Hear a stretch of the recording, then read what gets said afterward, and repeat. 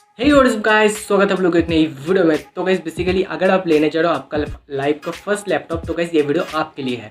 तो guys basically बहुत लोग क्या करते हैं, मतलब रैम एंड प्रोसेसर तो ऑब्वियसली कॉमन चीज़ है, बट बहुत लोग बहुत चीज़ को जो है इग्नोर करते हैं या फिर उस पर ध्यान नहीं देते हैं, जो लैपटॉप की जो है लिए बहुत ज़्यादा इंपॉर्टेंट होता है। क्योंकि लैपटॉप एक स्मार्टफोन नहीं है जो आप लोगे फिर एक डेढ़ साल मतलब एक डेढ़ साल तक चलाओगे फिर उसे चेंज कर दोगे। लैपटॉप जो है बहुत पैसे से हम लेते हैं, जिससे हमको थोड़ा लॉन्ग मतलब चलाना होता है। क्योंकि ये इतना ज़्यादा पैसे से हम अगर कोई अच्छा लैपटॉप ले तो बार बार हम उससे अफोर्ड नहीं कर सकते। 30-35 हज़ार एक दो साल में बार बार हम अफोर्ड करके लैपटॉप नहीं ले सकते। तो गाइस बेसिकली हमें लैपटॉप ऐसा चाहिए कि थोड़ा लॉन्ग चले। तो गाइस रैम प्रोसेसर को छोड़कर भी बहुत सारा ऐसा चीज़ होता है। ऑब्वियसली मैं रैम प्रोसेसर भी बताऊँगा, रैम एंड प्रोसेसर में भी कुछ चीज़ें बताऊँगा। एंड उसके अलावा भी बहुत सारा चीज़ें होता है जो हमें एक लैपटॉप में देख के लेना चाहिए, जिससे हमारा लैपटॉप लॉन्ग लास्टिंग हो जाए।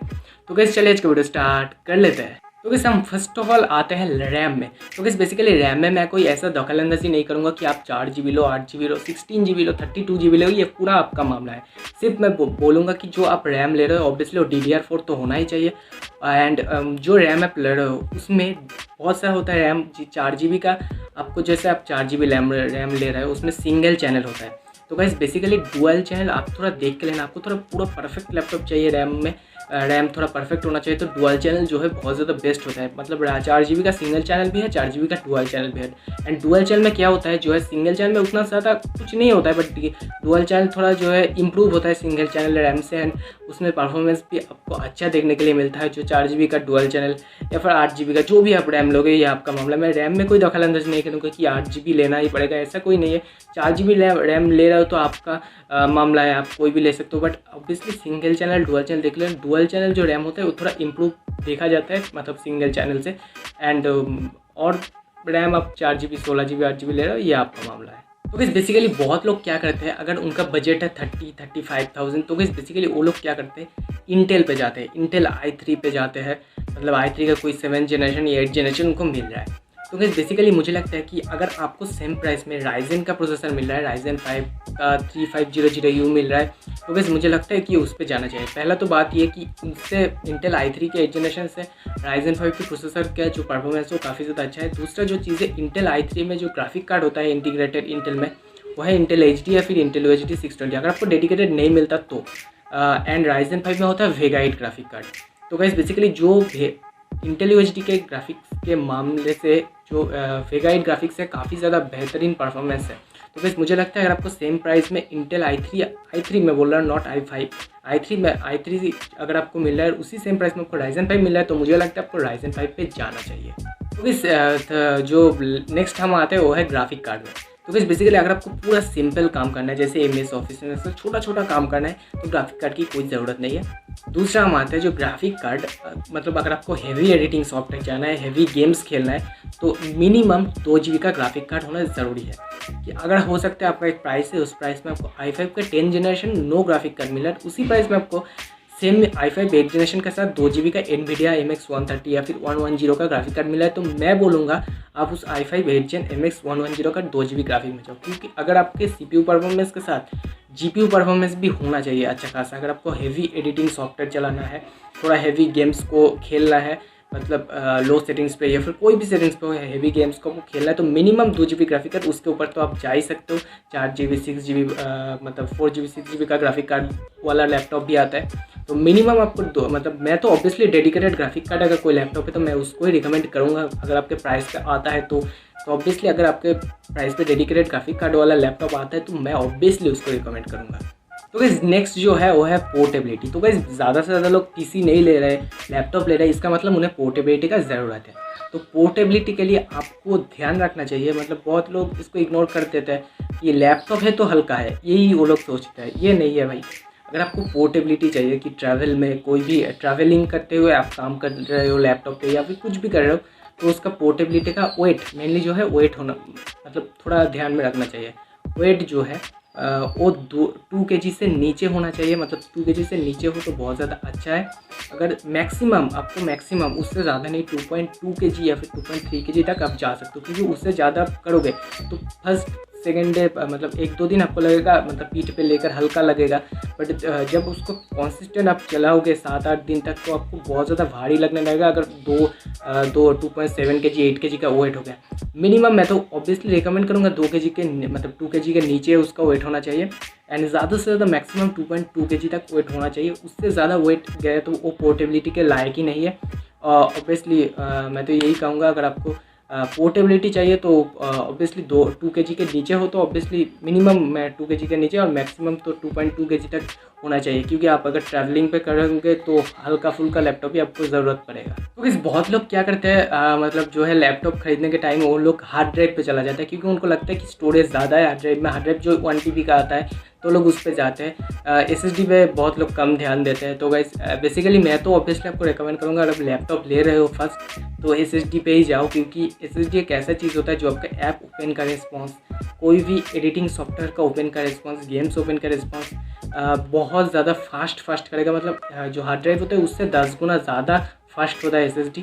तो मैं ऑब्वियसली SSD रिकमेंड करूँगा आपको। सेम प्राइस में 8GB 256GB SSD और उसी सेम प्राइस में 8GB या 8GB 1 TB हार्ड ड्राइव मिला, तो 8GB में 256GB SSD भी आपको रिकमेंड करूँगा कि उसको लेने के बाद आप एक हार्ड ड्राइव डलवा लेना, क्योंकि हार्ड ड्राइव का प्राइस जो है SSD से बहुत ज़्यादा कम होता है। आप फिर मतलब बहुत लोग क्या करते हैं 8GB 1 TB हार्ड ड्राइव खरीदने के बाद भी SSD डलवा लेते हैं। ये भी आप कर सकते हो कि हार्ड ड्राइव को 8GB 1 TB हार्ड ड्राइव का कोई अपने लैपटॉप या फिर उसमें आप SSD डलवा सकते हो, बट SSD मस्ट है। मैं कहूँगा अगर आप SSD के साथ लैपटॉप को चलाओगे तो आपका एक्सपीरियंस ऐसे मतलब ऐसा था ऐसा हो जाएगा, मतलब बढ़ जाएगा बहुत ज़्यादा। तो SSD के साथ मैं ऑब्वियसली लैपटॉप को रिकमेंड करूँगा। तो इस नेक्स्ट जो चीज़ है वो है कीबोर्ड। तो गाइस बेसिकली बहुत लोग क्या करते हैं, मतलब उनको पता नहीं होता है, वो मतलब ज़्यादा प्राइस देके लैपटॉप तो अच्छा ले लेता है बट उसका कीबोर्ड इतना अच्छा नहीं होता। बहुत लैपटॉप में चीकलेट कीबोर्ड दे देते हैं, और चीकलेट के वो कीबोर्ड कौन सा होता है, जब आप उसको प्रेस करेंगे तो थोड़ा सा मतलब उतना अच्छा फील नहीं होगा, कंफर्टेबल नहीं है।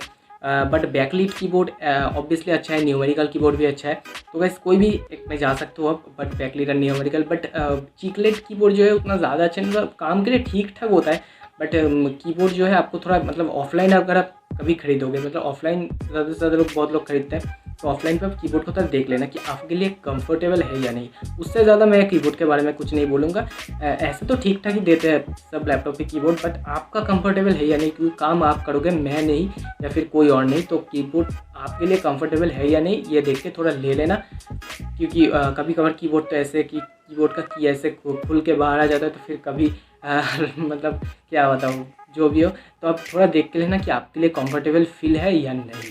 तो गाइस नेक्स्ट जो चीज़ मैं बताऊंगा वो है ट्रैक पैड। तो गाइस बेसिकली जो ये आप ट्रैक पैड देख रहे हो, मतलब ऐसे होता है ना, तो ट्रैक पैड जो है अच्छा होना चाहिए थोड़ा सा। ऐसे ट्रैक पैड पे लोग काम नहीं करते, ज़्यादा से ज़्यादा लोग माउस ले लेते हैं कीबोर्ड लेने के बाद। मैं भी माउस रिकमेंड करूँगा। ट्रैक पैड पे आपको ज़रा भी अच्छा फील नहीं होगा, ये मैं बोल रहा हूँ। बट अगर ट्रैक पैड पे आप कुछ दिन के लिए भी, 1 मंथ के लिए भी काम करोगे तो थोड़ा देख के लेना आपके लिए ठीक ठाक है या नहीं, मतलब आपको प्रेस ठीक ठाक हो रहा है। कभी कभी ट्रैक पैड जो होता है वो ख़राब भी निकलता है, काम नहीं करता, तो उसे भी देख के लेना कि ट्रैक पैड ठीक चल रहा है या नहीं। क्योंकि अगर बाई चांस कभी माउस ख़राब हो गया तो ट्रैक पैड से भी आपको इनिशियल जो है काम चलाना पड़ेगा। तो ऑब्वियसली ट्रैक पैड जो होता है उसको भी थोड़ा देख के लेना, और ज़्यादा कुछ नहीं बोलूँगा मैं। बेसिकली जो है नेक्स्ट जो चीज़ मैं बताऊंगा वो है बैटरी बैकअप, जो बहुत ज़्यादा इंपॉर्टेंट होता है लैपटॉप के लिए। जो लोग ट्रैवलिंग करते हुए या फिर कहीं बाहर जाते हुए लैपटॉप यूज़ कर रहे हैं, तो गाइस बेसिकली बहुत सब मतलब फुल टाइम तो आप चार्ज पे देकर इस्तेमाल नहीं कर सकते जब बाहर पे ट्रैवलिंग करते हुए इस्तेमाल करते हो। तो कहीं बैटरी बैकअप अगर आप ट्रैवलिंग करते हो इस्तेमाल करते हो, या फिर कुछ भी आपको कॉलेज ले जाना है या फिर कहीं भी ले जाना है, उस वहाँ पे जाकर इस्तेमाल करना है, तो आपको देख लेना है बैटरी बैकअप कि कितना देता है वो बैटरी के ऊपर। मिनिमम मैं कहूँगा 7 से 8 घंटे तो ठीक ठाक है, उससे नीचे अगर होगा तो 7 से 8 घंटे ऐसे लिखा होता है। बट जब आप उसे यूज़ करोगे ना तो बहुत ज़्यादा बैटरी ड्रेन ही होता है, लैपटॉप बैटरी के ऊपर जो है ठीक से चला नहीं जाता। तो चार्जिंग पे ही वो ठीक ठाक है, बट बैटरी बैकअप मिनिमम 7 से 8 घंटा आप देख के लेना। एंड जो गेमिंग लैपटॉप होता है उस पर तो और भी ज़्यादा कम होता है, मतलब यूज़ करते करते वो सटाक से कम हो जाता है, क्योंकि उसका परफॉर्मेंस ही इतना ज़्यादा बेहतर होता है। और बेसिकली अगर आप ऐसे नॉर्मल से मतलब कॉलेज पे कहीं पे जगह इस्तेमाल करो तो मिनिमम बैटरी बैकअप 7 से 8 घंटा होना चाहिए, या प्लीज़ देख के लेना। नेक्स्ट जो चीज़ बताऊंगा वो है कीबोर्ड का लाइट। तो बस बेसिकली गेमिंग लैपटॉप में ज़्यादा से ज़्यादा कीबोर्ड लाइट होता है, जो बैकलाइट कीबोर्ड होता है। तो कीबोर्ड लाइट बहुत ज़्यादा अच्छा होता है। अगर आप नाइट में वर्क कर रहे हो तो कीबोर्ड लाइट होना ज़रूरी है। एक्सटर्नल कीबोर्ड बहुत लोग खरीदते हैं जो मैकेनिकल कीबोर्ड होता है, बट ये जो है लैपटॉप का कीबोर्ड में आप नाइट में उस अगर करते हो तो आप देख लेना उस कीबोर्ड में बैकलिट है या नहीं। तो ज़्यादा से ज़्यादा तो गेमिंग लैपटॉप पे होता है, कुछ कवर जो होता है जो कुछ होता है वो नॉर्मल लैपटॉप पे भी आ जाता है कि लाइट वाला कीबोर्ड। तो आप नाइट वर्क के लिए जो बहुत ज़्यादा बेहतरीन हो, तो अगर नाइट में वर्क कर रहे हो तो कीबोर्ड लाइट होना ज़रूरी है। नाइट में वर्क नहीं कर रहे हो तो कीबोर्ड लाइट उतना ज़्यादा इंपॉर्टेंट नहीं है ऑब्वियसली। और मैं ज़्यादा कुछ नहीं बोलूँगा इसके बारे में। कीबोर्ड लाइट है ये तो मैंडेटरी से जो आपको नाइट वर्क के लिए चाहिए या फिर नहीं चाहिए आपका मामला है। तो गाइस लास्ट जो चीज़ बताऊँगा वो है स्लीप मोड। बहुत सारा ऐसे मतलब बहुत सारा नहीं भाई, बहुत कम लैपटॉप पे ऐसा होता है कि लैपटॉप जब ऐसे आप देख रहे हो जैसे ऐसे मतलब खुला होता है, जैसे आप ये अभी खुला हुआ है, फिर इसमें काम हम कर रहे हैं, खुला हुआ है जैसे आप सोच लीजिए पर काम हो रहा है।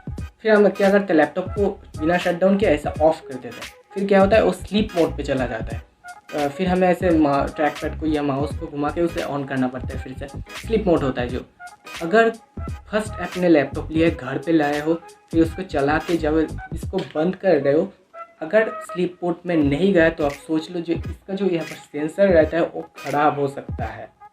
ऑब्वियसली ऐसा बहुत कम दिखा गया है कि स्लीप मोड में नहीं जाता है, बट अगर कभी कभार ऐसा हो गया तो सेंसर ख़राब होता है, लैपटॉप ख़राब होता है। आप लोग सोच रहे कि ये नॉर्मल सा चीज़ है, हो सकता है मेरे लैपटॉप पे स्लीप मोड नहीं हो, बट स्लीप मोड हर एक लैपटॉप पे होता है। एंड फर्स्ट आप लैपटॉप ले रहे हो तो ऑब्वियसली उसमें होगा। अगर आप ऑफ करके रखते हो तो अलग चीज़ है, बट ऑब्वियसली पहला जो आप लैपटॉप ले रहे हो उसमें स्लीप मोड होगा ही। तो अगर ऐसे बंद करके स्लीप मोड नहीं, आप सेटिंग्स पे देखकर भी जब जाओगे पहला लैपटॉप मतलब एक नया लैपटॉप लाए फिर उसमें सेटिंग्स में भी जाओगे तो आप देखोगे उसका स्लीप मोड ऑन रहता है।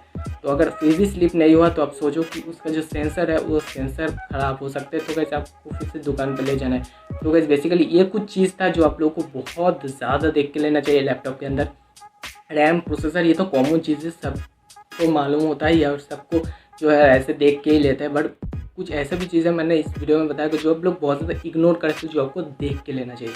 तो कैसे अगर आगे से लैपटॉप खरीदोगे तो ऑब्वियसली ये जो है लैपटॉप बाइंग गाइड मैंने दिया है, इसको थोड़ा देख के लेना तो आपका लैपटॉप बहुत लॉन्ग लास्टिंग होगा। तो गाइस आई होप आज की वीडियो पसंद है तो वीडियो को लाइक कर देना एंड शेयर कर देना, एंड चैनल पर ना तो सब्सक्राइब करके बेल आइकन प्रेस कर देना। लैपटॉप, पीसी, मोबाइल जितना भी इलेक्ट्रॉनिक चीज़ें सबके ज़्यादा से ज़्यादा देखने के लिए वीडियो। तो मिलता है अगली वीडियो में, तब तक के लिए